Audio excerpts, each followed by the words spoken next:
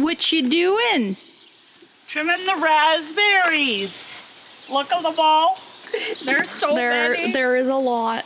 We've harvested, what, 2 days now? So every second day. And a liter, just over, well, I guess that's a 4-liter jug, eh? The milk, the juice jugs were 3 liters. Maybe. So probably about 2 liters both times. So we're just kind of, I'm trimming up the stuff that's older, not as, you know, looks like it's struggling a little, so that it can focus more on, fans back on. And then I'm trimming the tomatoes up. I've already done here. So you want to watch for where your flowers are and make sure the air can get in there. And then, there's a couple flowers there. Trim everything past or underneath those flowers because you don't need the leaves under there. And that'll promote the airflow to the, so you're not getting any of the mildew or anything like that. This guy looks a little yellow. He might need a little fertilizer. So you see the leaves are a little yellow? Yeah. I left them in pots this year, so they're not in the ground. So I'll give him some fertilizer. So tomatoes are growing about a foot a week now, like crazy. But we see here's the flowers right there. So I want to cut off, I'll cut off everything below, so the flowers, and then I'll come along and I'll do all of these. See any? Oh, there's a pumpkin. Oh, you touched it. Well, if they're not fertilized, they'll fall off very easily. Oh, here's some good flowers. Look at that. Oh, yeah, there's a bunch of flowers Right. there. Right. Animals cannot have the tomato leaves.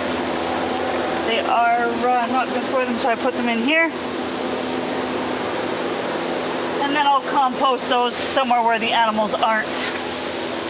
Oh, so yeah, raspberries are doing really well. I harvested the Saskatoons along with the berries yesterday. There's a couple left.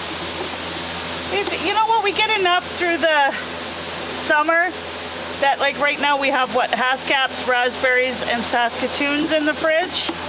Yeah. Just for nibbling. We eat everything raw, anyways. Let's zip in the greenhouse when the fan goes off. So again, here, tomatoes. I want them to get up, so I will actually harvest everything until it starts to flower, and then it'll strap to the pole if needed. I also pull off all the big leaves on the zucchinis and feed to the animals. So a lot of what I trim off in here goes to the animal. Look at the grapes. Sorry, squirrel. Goes to the animals on the other side of the fence. Blackie knows it. And we're gonna get some good. Well, there's some flowers down here. Really, on the grapes? Oh no, that's peas. You had me going there. Well, I just saw flowers. So I will also harvest the front half of the pea leaves for the animals. And that also allows me to see where the peas are. And like this. So that I can see in there at a glance as I'm walking by if there's any peas that need harvesting. And it's good for the plant. Everything goes towards the growing of the actual fruit on the plant or vegetable. Or I harvested some peas off here yesterday. A couple of the tomatoes are flowering. We'll see. Hold on. That's some peas. Now this is mostly lettuce and spinach in here, but I've been throwing it to the animals because this one got, the flea beetles got into this one. See all these little bite marks? The flea beetles got it when it was young. So this will all go probably to the animals this year. But they like a good salad too. This was, I think this is spinach, but it's awfully big. It looks like the slugs or something got that. I do have lots of spinach down there, so I'll probably pull the larger ones. Give to the, ooh, that's crispy. That's crispy. Oh, some strawberry spinach coming. If you remember that from last year. And it reseeds itself in the garden. See, this section also has the peas that are getting attacked by something, so. Chamomile is gone to seed. Going to seed, so as soon as those are dry, you want to pull these, and then we'll start harvesting seeds for next year. This lettuce is good. We'll take it in and wash it. This is the good, better spinach. So of course when it goes to bolt though, I want to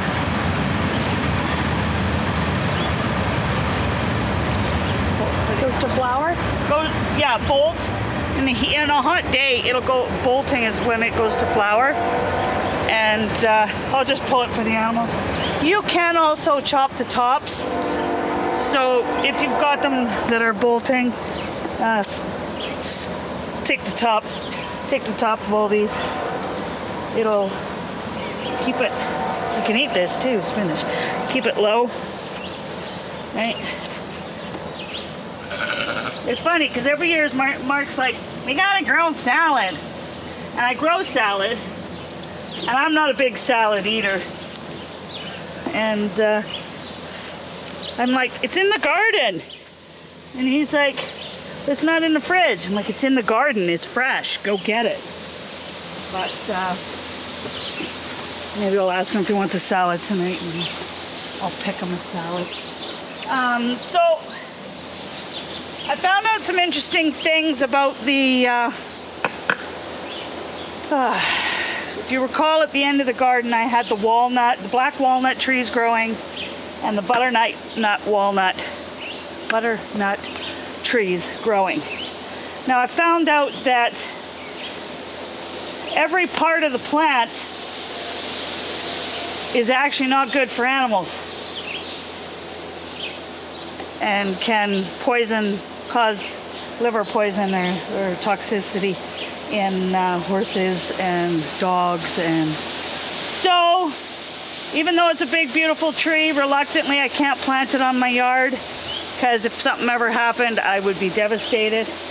Now in researching that as well, you don't want it anywhere near a garden because as wide as they're 50 to 60 feet from the base of the tree leaves the garden for vegetables anyways, is from what I can tell. It won't let them grow. Stunts their growth, and it's a chemical they put into the ground. So yeah, free trees for anybody who doesn't have gardens or animals, and we'll give them away and get them out of here. I can't even have them in the soil in my garden because it'll leach 50 to 60 feet around from where it grows, which would impact this entire garden. So I have to remove them. Harvested all the Haskaps, and so there's just a few tiny little berries left. Rhubarb, I'll probably end up picking some for the boys, bring that to them in the city. I saw a lump, I was like, what is that? There's an animal in there. No animal. Rhubarb leaves are poisonous, so I let them dry out in the garden. Or you can make an insecticide, herbicide for your garden. So these guys have just started to flower. I'll get in here and weed again now that I can see who's grown big and tall. And pull out those that aren't. That's where Blackie comes into feeding. The raspberries have stretched over here, but I will not let them come past that tree. So I'll pull all of these and put them in pots. Make sure I get the roots and stuff so it doesn't continue to go. Some more of the trees. Oh, that daylily hasn't. I think it's going to be a peach. Not quite sure. It's either peach or yellow. And I guess these guys didn't like the transplant for flowering, so we'll figure out what flower colors they are next year, as there is not a lot of color in there. Sorry, I see grass and weeds and I have to pull. These were the beans from last year that reseeded themselves. So I'll just come through. Before I have tried to just pull them off, I like my little pair of scissors because you're not disrupting the plant too much that way. One? I got one? Well, I'm eating it now. Not while I'm on camera. I'll have to chew while I'm on camera. I just took a bite. Okay, one scarlet. This is a scarlet runner bean. It just took off like crazy.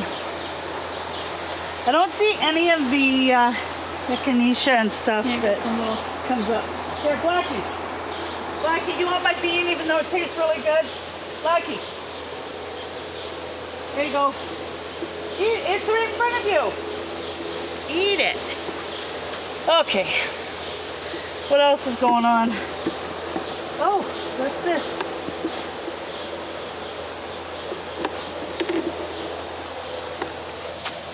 Possibly. This would be the lemon balm. Oh, might be. See a few of them. All right. Just like the transplant though. So now I'm going to start harvesting. The mullein is ready. So if you aren't familiar with mullein, you just cut the tops and then dehydrate, put into a powder. Actually, yeah, it's like totally ready. And it's good for a lot of, there's not even enough time in the day to tell you what it's good for. Everything. A lot of bronchial, respiratory, eczema. You can drink it in a tea, you can make it in a paste, a tincture, an oil, you can smoke it. There is a lot of different things to do with mullein. So that's one thing we don't have in our apothecary that will definitely be worthwhile to have. So now people are starting to hit the ditches, looking for mullein in the ditches. You want to get it before it goes to the flower. You can, before the top goes to flower. You can use it afterwards, but of course, it's always better to get them when they're young and soft and lush. Weeds. These are soft, not as soft as the marshmallow, but they are, curious. I wonder if mullein is of the sage family. See the leaf? Remember we said that sage looked like it was reptile skin? Yeah. Yeah. I'll have to look that up. I wouldn't be surprised. See that? So there's the sage leaf. And if you look at the mullein, I mean, it's a little different, but it's, I wonder if it is of the sage family, because you can smoke sage too. Yeah. All right. Sunflowers, I'm noticing tiny little, I'm so excited for these guys. So now sunflowers are also good to have in your garden because they will attract certain bugs that will destroy other plants in your garden. And that bee balm's about to bloom. This is the purple. And this one's almost ready to harvest. Stay still. That one's almost ready to harvest. Peppers. Oh, there's some big peppers. Yeah, I scored. Oh. That one. Oh, I thought it was rotting on the bottom. There's one over there. Another big one there. And there's like 3 there. Yeah. So this is the sweet potato.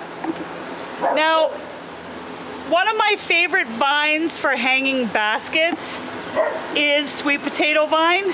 And that's where I kind of just love this stuff. We don't really eat sweet potatoes. Not very often, but I love the vine. And it's what you see in the centers of the city and in the roads, and they put them in the above the baskets in the middle of the roads, and you see that vine hanging all the way down and growing down. That's sweet potato vine, guys. Okay. So this is where I pulled the maples. I do have to go through the soil though, and I have to pull all the seeds as well. So if they didn't grow, I have to pull the seeds. Sad, they grew well, but just not good for the garden. So move them on. See, can you see Fred? I don't know where Fred was last seen. Fred's my toad. I found another bud. Where's my toad?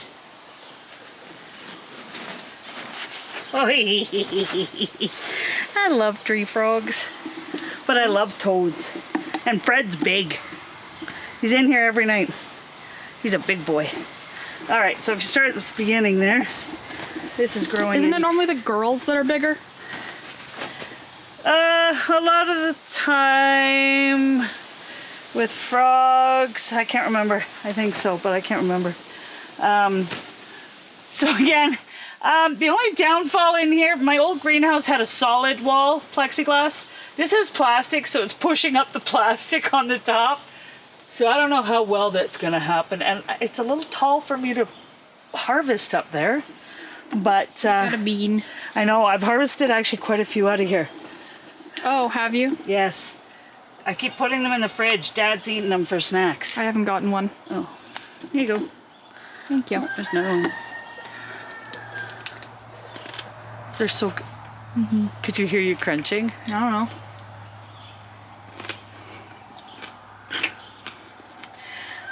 Look at tomatoes growing in here.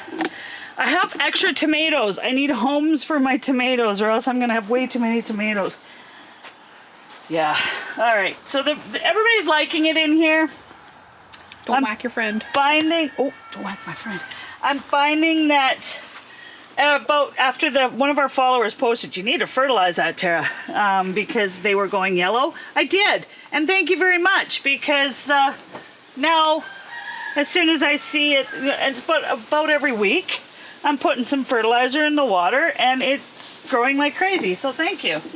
That's not that I wouldn't have thought of that, but because we use manure and stuff in all our soils, I tend not to think of chemical fertilizers. So for these guys, I did put the shaken, I think it's Miracle Grow. Yeah, see, look, I harvested a bunch out of here yesterday. Oh, another bean. They're good. See, how do you get your kids to eat healthy? You grow their own food, and then you make them eat while you're walking around. These guys need a home. Yeah, but then your kid also learns to eat beans from the bush that aren't actually edible. I do remember that when Tiana was young. She'd eat everything. Well, yeah, but you were only like 2. No. I was like 12, and we went to the last spike, and I was like, oh, there's beans in the bush. Yeah. I'm going to eat it. I don't like the outside. I'm just going to eat the inside. And then I went to, and you're like, those aren't edible. Like, ow, well, I already ate the beans. When we first moved to the property, Tiana would eat everything. I can't say that because you were young. I actually had to take every plant I could find to get told by a plant person what would kill my daughter and what won't, because she eats everything and I can't stop her. And the only one that we had to really be strict on was the poison ivy. Everything else was upset stomach or tastes like terrible, but nothing major. It was the poison ivy, which was the only ones you weren't allowed to touch. But she ate everything. It was like, yeah, ate everything. Yeah. Okay, so look down here with the camera, because I just spotted this. There's a striped zucchini. Ooh. Another one here, but I don't think this one got fertilized because it's... So we'll cut it off so it doesn't waste energy. Yeah. Nice. Okay, all these weeds can go to the... Oh, crap. It's hot in here. It's very hot in here, eh?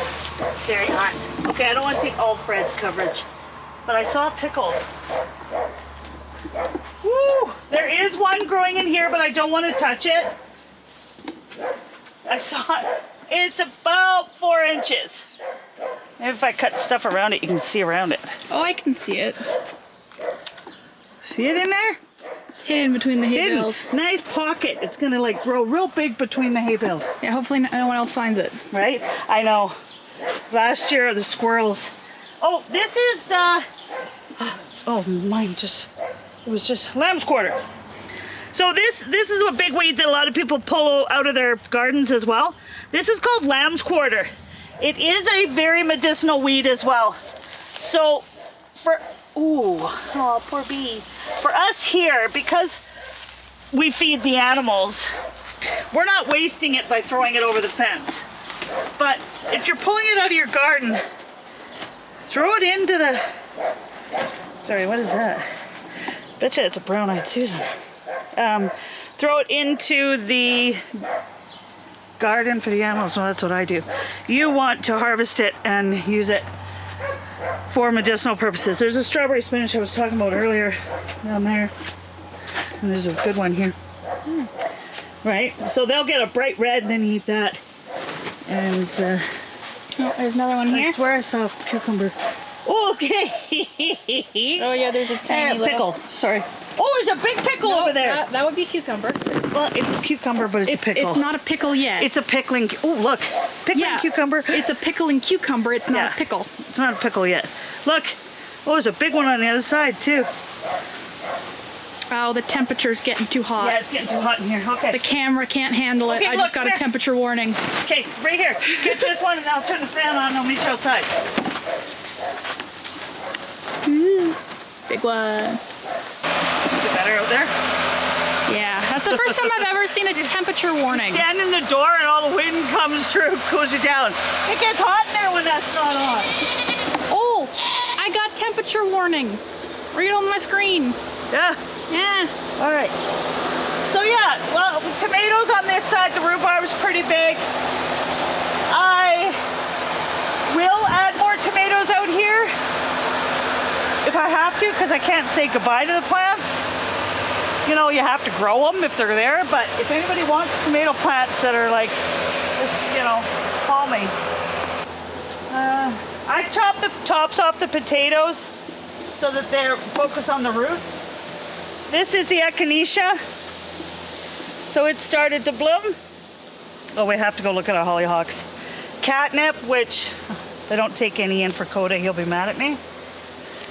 So I'll take some in for the cat. Right. This is another one, but I forget the name of it. See, I'll think of it later. Oh, what does it smell like? Didn't we like just stinkweed figure or out what something. Yeah. that was? Marshmallow is blooming. Didn't we harvest a lot of this last year? Yep. There's got to be. We have tons of jars of it. Yeah, I think what I'm going to have to do this year is I'm going to actually, because I think that is good for the psoriasis, like a moisturizer. I think I'll have to make a paste out of it this year, just to make sure it's being used.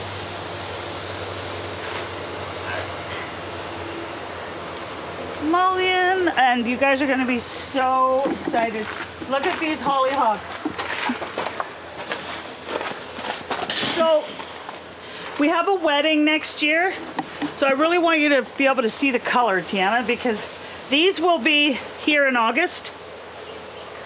Okay, so the wedding is in August, so I want to just be able to show her the video of the wedding. This color. So now these are all different from last year because hollyhocks are biennial. Look at that little pink little. Is there a male, female? No. Why is that one different than the rest? I don't know. Let's go the inside there. Oh, that one's got it too. Inside there. Yeah. Unless it comes after, later, maybe. But look at this, guys. Look at me.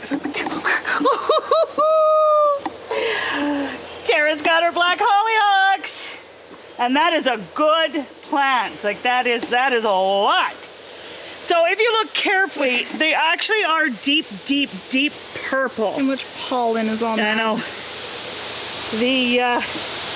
But I have worked years to try to get these. And not only that, but last year in the stores, they were all sold out of black hollyhock seeds. Nobody had them, and they were sold out. Then, a couple of my followers sent me some black hollyhock seeds, and thank you, because now I have an lifelong supply of black hollyhock seeds. And I found one of our volunteers, Paula, also wants black hollyhocks. And so now I actually planted some in the greenhouse. And then of course you got white. So these will be the colors that she can utilize in her wedding, you know, on the tables or whatnot. Actually, if you cut them, they're not gonna last long, are they? Blackie's waiting. Yeah. Oh, this is catnip. It's catnip. Yeah, you don't like? Yeah, no like. Okay, let me put that in my pocket. Hang on. Oh yeah, that apple tree's still there. Oh, yeah. Not that I need an apple tree here. There, Blackie. You're so spoiled. It's probably got catnip smell on it from there. Anyways, that's it for the garden update this week. So, happy foraging and happy, yeah, it's begun. Start looking at your weeds. What are your weeds? What can they do for you? What can they give back?